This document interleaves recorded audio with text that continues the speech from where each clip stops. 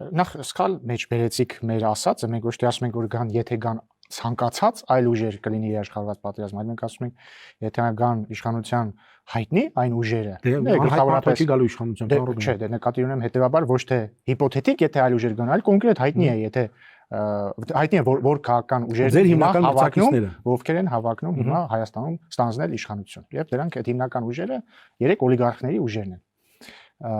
Այ իրանք եթե գան, այո, չի լինելու խաղաղություն եւ ամենայն հավանականությամբ լինելու է պատերազմ։ Ինչու՞։ Այն պատճառով, որ եթե իրենք հայտարարում են իրենք ինչ են անելու, եւ եթե իրենք գան իշխանության եւ անեն այն, ինչ իրենք հայտարարում են, որ անելու են, դա նշանակում է վերանայել այն խաղաղությունը, որը հիմա կա։ Եվ հիմնավորեմ ինչու եմ ես նման բան պնդում։ Այսօրվա խաղաղությունը ինչի վրա է հիմնված։ Մի քանի համաձայնությունների եւ կառուցակարգերի վրա, հա, առաջինը դա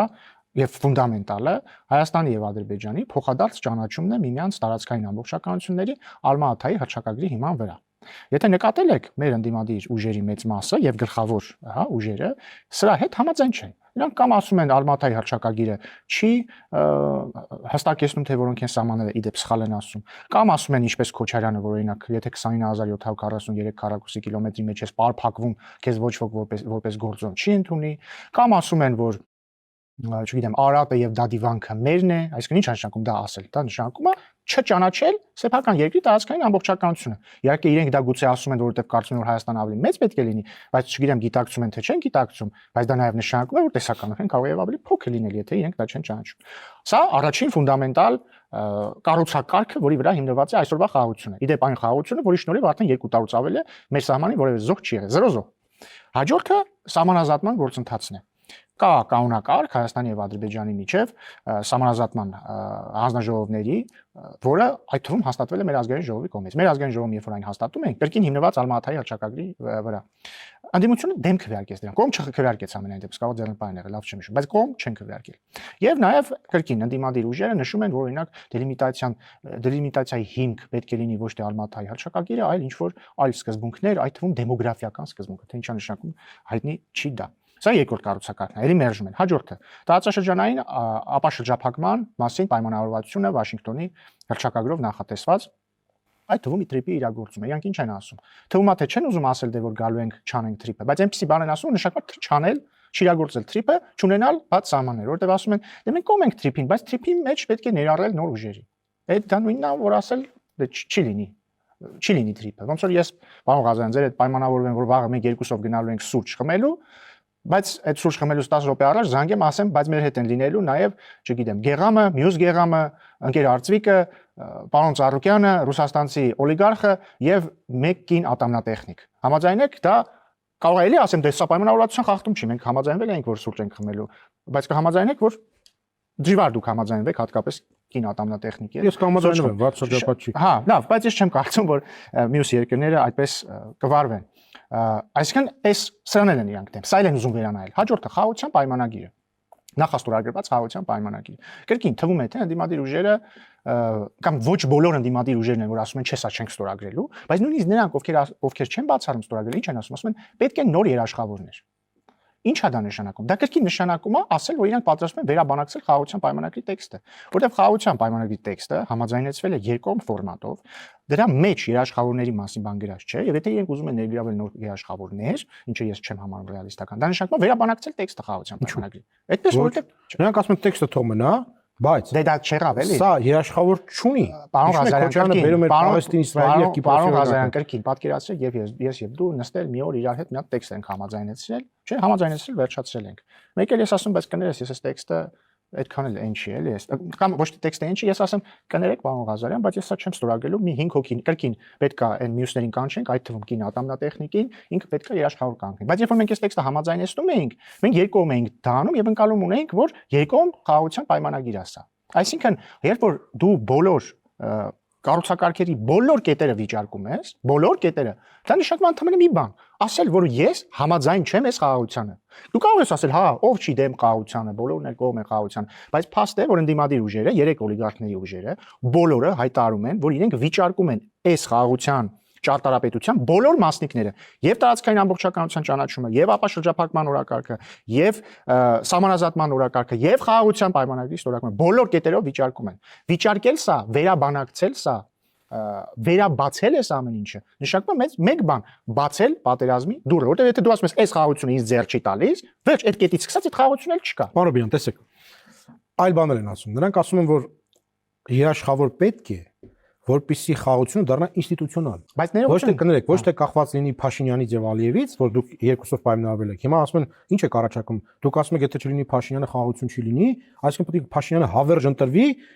որ խաղաղություն լինի, իսկ եթե ես ասում եմ, ինչ ասում են։ Եվ ասում են հանգած Աստվածչյանը մի օր Փաշինյանը մի բան լինի, վերջ պատերազմը լինի։ Այսինքն իսկ երբ որ եք սխալ մեջ վերում կամ իրանք են սխալ մեջ վերում։ Իրանք դա ասում են եւ իրանք ասում են, պետք է երաշխավոր, եթե դուք անկեղծ եք այս տեքստը համաձայնեցել եւ համաձայնեք, երաշխավորը մեն ուժեղացնում է եւ դարձնում է ինստիտուցիոնալ այդ տեքստը։ Բայց իրանք տեքստի հետ էլ համաձայն չեն։ Չէ, հիմա մենք խոսում ենք երաշխավորների։ Միակ ով է, այս ձեր վերջին ասած ով էր ասում։ Ասում է Քոչարյանը։ Ահա, մի վարքան, Քոչյանն է ասում։ Ասում է Ծառուկյանը։ Քոչյանն է ասում։ Քոչյանի ուժը հայտարարում է, որ Արարատը մերն է, Դադիվանքը մերն է եւ այսպես շարունակ։ Հիմա կարող եք ինձ բացատրել երաշխավորը ինչի։ Իրանց բանին ինչ էր անում։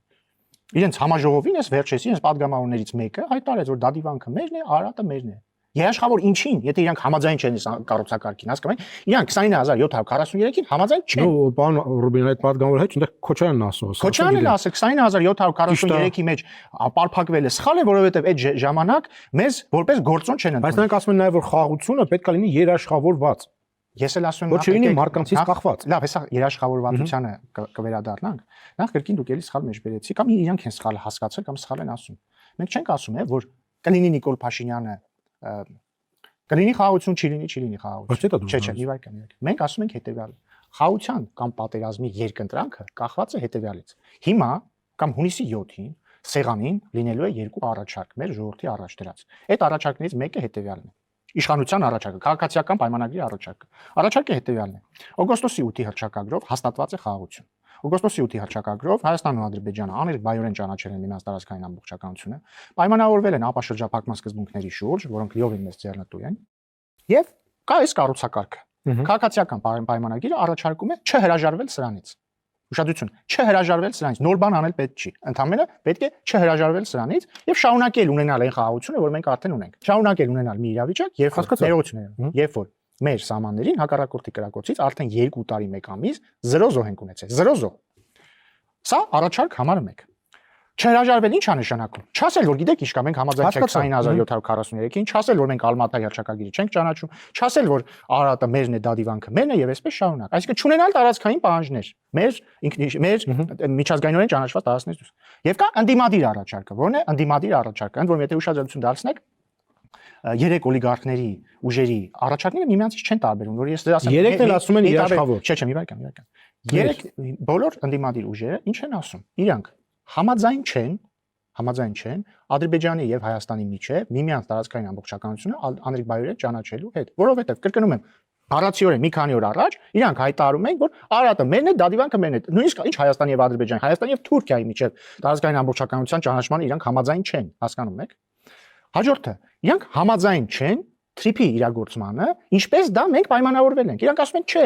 Պետք է Ռուսաստանը խառնի։ Պետք է նոր կոմպոնենտներ, բայց դա հասկանում ենք, չէ՞ որ դա նույնն է, ինչ ասել, որ թրիփը չէ։ Դա ասել եք։ Ահա։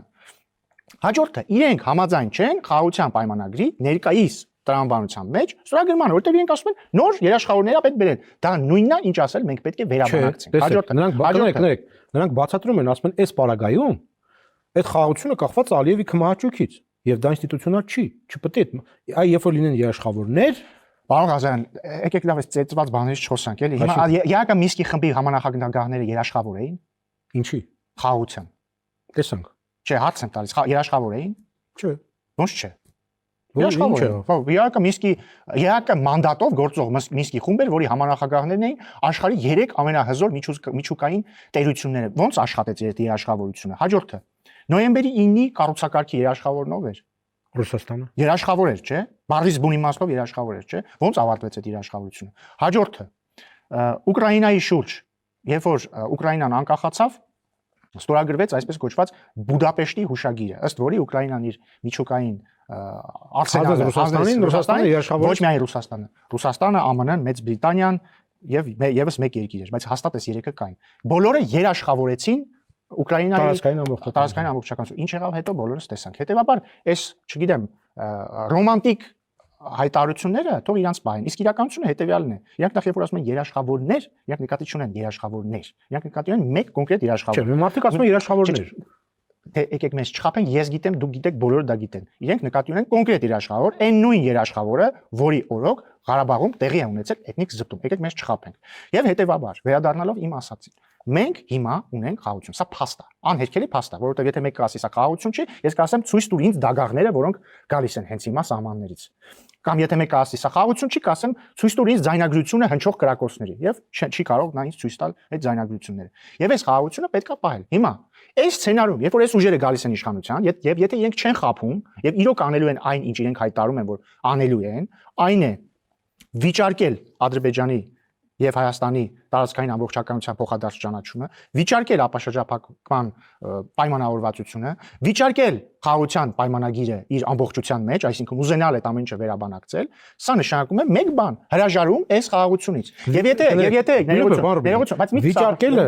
վիճարկելը դա ձեր մեկնաբանությունն է։ Նրանք դա ասեմ, նրանք ասում են լավարկել։ Դե դա նույնն է ինչ վիճարկել էլի։ Լավարկել նշանակում է մի բան, դու ասում ես ես դրան համաձայն չեմ։ Այո, տեսականորեն, լավ, իրանք ասում են այս խաղաղությունը լավը չի, ճիշտ է։ Ավելի լավ է, ավելի արժանապատիվ։ Ավելի արժանապատիվ, չէ, ավելի լավը, չէ։ Հիմա եթե դե մի բան կա, որը արդեն իսկ կա եւ համաձայնեցված է։ Երբ որ դու ասում ես ես դրան համաձայն չեմ, նույնիսկ եթե դու իրան ուզում ես դարձնես լավը, դու ունես երաշխիք, որ ինքը կդառնա լավը, կարող ավելի վատը դառնա։ Այստեղ իսկ կարող վերանա ինքը։ Պարոն Ռուբինյան, նրանք ասում են, որ այդ ձեր գովված խաղաղությունը ինչի է, ինչի 2 տարյա կրակոց չկա, որովհետեւ դուք կատարում եք Ալիևի բոլոր պահանջները։ Որ պահանջները։ Բոլոր։ Դե հիմա օրինակ 2025 թվականին առաջին օրացույցային տարին է եղել 2025 թվականը, երբ որ 0 զոհ ենք ունեցել մենք հակառակորդի կրակոցից 0 զոհ։ Այդ ասողները կարող են մատնանշել get 1 զիջում 2025 թվականին։ Get 1 զիջում։ Ասեմ ինչ են ասում։ Հարցակում եք եկեղեցու դեմ Ալիևի պահանջով։ Ազգային արժեքները քրքրում եք Ալիևի պահանջով։ Մասիսը հեռացնում եք վախենում եք ասել Արցախ, ասում եք Ղարաբաղ Ալիևի, այսինքն երկար շարան Ալիևի պահանջները։ Իսկ հիմա եթե գանք իրականության մեջ որևէ զիջում 2025 թվականին իրական կարող եք մատնանշել։ Չի կարող։ Անխոչնդոտ ճանապարհ Սյունիքով։ Անխոչնդոտ ճանապարհ բոլոր տեղերով եւ բոլորի համար։ Դա այն է, ինչ մենք միշտ ուզել ենք։ Այլ չկա։ Ոչ ոք չեք զիջում։ Դե ասում եմ մատնանշեք մի զիջում։ Երեք ինչ ենք զիջել, որ այսօր զոհ չունենք։ Այսօր ինչ ենք զիջել, որ վաղը զոհ չենք։ Սահմանադրական բարեփոխումներ եք անում։ Հանում եք, ես հա կարամ թվարկեմ, ինչ ասում ընդդիմությունը։ Ախր ընդդիմությունը ինչ ասես կարող է ասել, բայց փաստը մնում է փաստ, չէ։ Որևէ մեկը չի կարող մատնանշել մի իրական բան, որ մենք տեսեք նույնիսկ չեմ ուզում շատ լայնացնեմ խոսակցությունը։ Եկեք ֆիքսվենք մի տարեթվի վրա 2025 թվական առաջին օրացույցային տարին, երբ որ ունեցել ենք 0 զոհ։ Թող ասեն ինչ ենք զիջել, թող ցույց տան 1 մմ զիջված տարածք, չգիտեմ, թող ցույց տան մի հատ ուրիշ ցանկացած բան, մի հատ զիջում թող ցույց տան։ Չեն կարող։ Հենց այդ է այս իրավիճակի ամբողջ, գիտեք ինչը, ամբողջ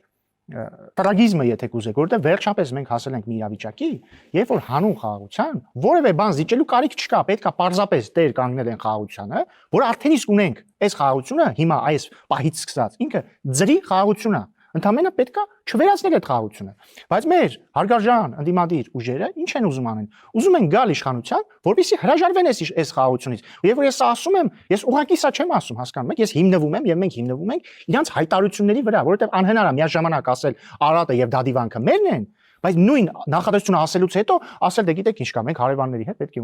ունենանք կարգավորված հարաբերություններ։ Ոնց ենք ունենալու կարգավորված հարաբերություններ, եթե ասում ենք քո տարածքի սա եւ քո տարածքի սա, ես չեմ ճանաչում, որ քո տարածքում են եւ պետք է լինի։ Հիմա դուք եք ասում, չէ՞ որ Ադրբեջանի հետ բոլոր հարցերը կարգավորված չեն, ընդունում եք։ Բայց ֆունդամենտալ հարցերը կան տարաձայնություններ։ Այո, բայց ֆունդամենտալ հարցերը այդ կարգավորված են։ Իրանք մեր տարածքում են, դա ֆունդամենտալ հարց չի։ Ֆունդամենտալ հարց է, որ մենք հարց է, բայց չեն դուրս գալիս, բայց գնում են կարգավորման։ Պարոն Ղազարյան, ես չասեցի ֆունդամենտալ հարցը, դուք կեսի sense կտրեցիք։ Շարունակեք։ Ֆունդամենտալ հարցը այն, որ Հայաստանն ու Ադրբեջանը անրիկբայորեն ճանաչել են միմյանց տարածքային ամբողջականությունը Ալմատայի հռչակագրի հիման վրա, ինչը նշանակում է, որ երկուսն էլ ճանաչում են, որ երկուսն էլ անկախացել են նախկին խորհրդային միության հանրապետությունների սահմաններով, ինչը նշանակում է, որ երբ որ սահմանազատումը տեղի ունենա, այն ինչ մերն է կլինի մերը, այն ինչ իրենցն է կլինի իրենցը։ Բայց ինչպես ենք ընդհանրապես մենք ինչու մենք կարող ենք ասել, որ այն տարածքները, որոնք իրենց վերահսկողության ներքո են, մերն են, որտեղ մենք ճանաչում ենք միմյանց տարածքային ամբողջականությունը։ Եթե մենք գնանք ընդդիմության ասած ճանապարհով, ասենք մենք չենք ճանաչում տարածքային ամբողջականությունը, բա ո՞նց ենք պնդելու, որ իրենք մեր տարածքում են։ Եթե ասենք Դադիվանքը մերն է, ո՞նց կարող ենք ասել, որ իրենք Ջերմուկի հատվածում ներխուժել են մեր ինքնիշխան տարածք։ Մեկը մյուսին հակասում է, հասկանում եք, որպեսզի դու ասես, որ իրենք Ջերմուկի հատվածում ներխուժել են քո ինքնիշխան տարածք, դու չես կարող միաժամանակ ասել Դադիվանքը մերն է։ Ընդ որում խոսքը բանի մասին չի, պատմության մասին չի։ Պատմության տեսանկյունից շատ բան է եղել մերը։ Խոսքը այսօրվա իրականության մասին է, խոսքը միջազգային հարաբերությունների մասին է, խոսքը միմյանց տարածքային ամբողջականությունը ճանաչելու մասին է։ Եվ ես ամենայն պատասխանատվությամբ ասում եմ, եթե այս ուժերը գան իշխանության եւ ասեն եւ կներեք, անեն այն, ինչ իրենք ասում են, այսինքն վիճարկեն այս ամբողջ խաղաղությունը, ասեն, այս խաղաղությունը դրեցինք մի կողմ, մեզ դուր չի գալիս այս խաղաղությունը, նկատած կլինեք, ամեն մեկը մի բնորոշիչ հնարել է։ Մեկ ասում է, բան, արժանապատիվ խաղաղություն, մյուսը ասում է իրական խաղաղություն, այն մյուսը ասում է ուժեղ խաղաղություն, եւ երաշխավորված խաղաղություն։ Սա ուղղակի ձև է ասել, որ խաղաղությունը չենք ուզում, այս խաղաղությունը չենք ուզում։ Իսկ դա նույնն է, ինչ բերել 100%-անոց պատերազմ։ Լավ, բայց մի բան, մի ներողություն էլի, մի բան էլ ես ասեմ, քանի որ շանտաժ բառը հնչեց։ Նայեք ինչ աբսուրդային իրավիճակ է։ Ես ճիշտ եմ, չի հասկանում, որ ընդդիմությունը վարչապետ Փաշինյանին մեղադրում է հետեւյալի մեջ։ Երբ որ ինքը ասում է, որ եթե Հայաստանը գնա այն ճանապարհով, որով ընդդիմությունն է առաջարկում, որ Հայաստանը գնա, կլինի երաշխավորված պատերազմ, այսա նշանակում է, որ ինքը շանտաժ է անում պատերազմով։ Բայց հասկանում եք, սա ասում են այն նույն մարդիկ, ովքեր 44-օրյա պատերազմից հետո, եւ ոչ միայն 44-օրյա պատերազմից հետո, ովքեր, չգիտեմ, մինչեւ ընդհանուր մի կես տարի առաջ ինչ էին ասում։ Ասում էին, վարչապետ Փաշինյանի գլխավոր մեղքն այն է, որ ինքը մինչև 44-օրյա պատերազմը վերջ չկացավ, չասեց Ժորժ ջան, իրավիճակը սա է, ռազմական բալանսը սա է, մենք պետք է անենք սա, որպեսզի պատերազմ չլինի։ Այդ նույն մարդիկ հիմա ասում են, երբ որ ինքը ասում է, որ Ժորժ ջան, մենք չպիտի անենք սա, իսկ եթե օլիգարխները ընտրվեն, իրենք կանեն սա, որպեսզի պատերազմ չլինի, սա շանտաժ է։ Հասկանում եք, փաստորեն ըստ իրենց տրամաբանության, վարչապետ Փաշինյանը միաժամանակ սխալ է եւ դավաճան է, որովհետեւ մինչեւ պատերազմը չի խոսել պատերազմի վերահսկողի մասին այս քայլերի հետևանքով, բայց նաեւ սխալ է եւ դավաճան է, որ հիմա է խոսում պատերազմի վերահսկողի մասին, որը կրկնում եմ, ապրիորի չի, հասկանում եք, այդ վտանգը կդառնա իրական, եթե Հայաստանը գնա այն ճանապարհով, որով օլիգարխներն են առաջարկում այն գնա։ Որն է անդիմության մոտիվացիան, որ բերի պատերազմ, կարեք ինձ ասեք։ Ես փաստ է, որ մեր ընդդիմությունը, որը նույն նախկին իշխանությունն է, հա, եկեք բան անենք։ Ինչի պետք է ուզենան պատերազմ։ Իրանց ամբողջ գոյության ձևը տասնամյակներ շարունակ եղել է հետևյալը։ Հակամարտության պայմաններում հարստացնել իրենց գրպանները, օգտագործել հակամարտությունը իշխանություն լինելու համար, ընթացքում շատ հարմար գնով մաս ծախել մեր ինքնիշխանությունը եւ ասենց մնալ իրենց հաճելի կուսակալի իրավիճակում։ Այդ երաշխավորների ամբողջ խոսակցությունը այդ ամեն ինչը դրա մասին է։ Ես չեմ բացառում, որ իրենց մասը մի մասը նույնիսկ պարզապես չի էլ հասկանում, որ իրենց քայլերը բերելու են պատերազմը, որտեղ համաձայնեք օլիգարխներից առնվազն երկուսը չեն փայլում առանձնապես բարձր ինտելեկտով։ Ես չեմ բացառում, որ իրենք դա չեն էլ հասկանում։ Բայց փաստը մնում է փաստ։ Իրենց գործողությունները բերելու են պատերազմի։ Ընդ որում ես չեմ ասում, որ, չգիտեմ, իրենք գան իշխանության Հայաստանը հարձակվելու է հարևանների վրա։ Ես ասում եմ, եւ մենք ասում ենք, իրենց որտեղած քաղաքականությունը շատ արագ բերելու է պատերազմի, որտեղ երբ որ դու հրաժարվում ես խաղաղությունից, դու ստանում ես պատերազմ։ Իրանք առաջարկում են հրաժարվել այս խաղաղությունից։ Շնորհակալություն։ Ես եմ շնորհակալ։